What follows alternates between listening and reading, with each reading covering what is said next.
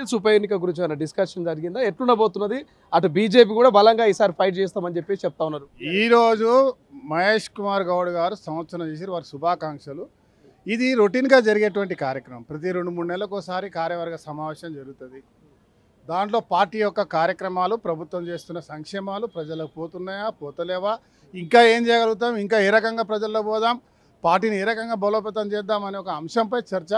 అదే మాదిరిగా భవిష్యత్తులో ఉన్నటువంటి లోకల్ బాడీస్ కానివ్వండి, పార్టీ బలోపేతం కానీ, ఫ్రంటల్ ఆర్గనైజేషన్ కానీ, జూబ్లీస్ కానీ, ఇంకే ఎలక్షన్స్ అయినా కానీ, అదే మాదిరిగా ఇవాళ బీసీ డిక్లరేషన్ అంశం, ఎస్సీ వర్గీకరణ, ఇవన్నీ చేస్తూ ఇన్ని సంక్షేమాలు భారతదేశంలో ఎవరు చేయకుండా చేయలేని పనులు మనం చేస్తూ గత ప్రభుత్వం 8 లక్షల కోట్ల అప్పుల పాలు చేసి పోయినా కూడా మేము ఇవాళ అన్ని ఉద్యోగులకు, ప్రభుత్వ ఉద్యోగులకు జీతాలు ఇస్తూ ఎక్కడ తగ్గకుండా ప్రజా సంక్షేమాలు అమలు చేస్తూ ఇవాళ ప్రజల మధ్య పోతున్న తీరును సరైన పద్ధతిలో ఇంకా ఏం చేయగలుగుతామనే చర్చ నిరంతరం జరిగే ప్రక్రియలో భాగంగా ఈరోజు జరిగింది.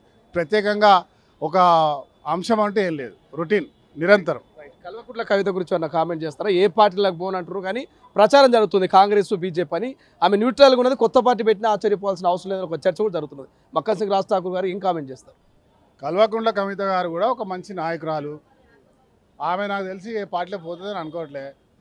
సొంత కూటమిలో ఈరోజు వాళ్ళ దగ్గర నిజాలు మాట్లాడుతుంది. నేను అభినందిస్తా ఉన్నా ఆమెను. సొంతగా తన పార్టీలోకి వచ్చి మా నాన్నను కాపాడండి, మా అన్నను జాగ్రత్త అని చెప్తా ఉంది. వారికి ఉన్నటువంటి సమస్యలను ఇలా బయటికి వచ్చి ధైర్యంగా చెప్తా ఉంది. ఆమెకు మంచి జరగాలని మనస్ఫూర్తి కోరుకుంటున్నాను.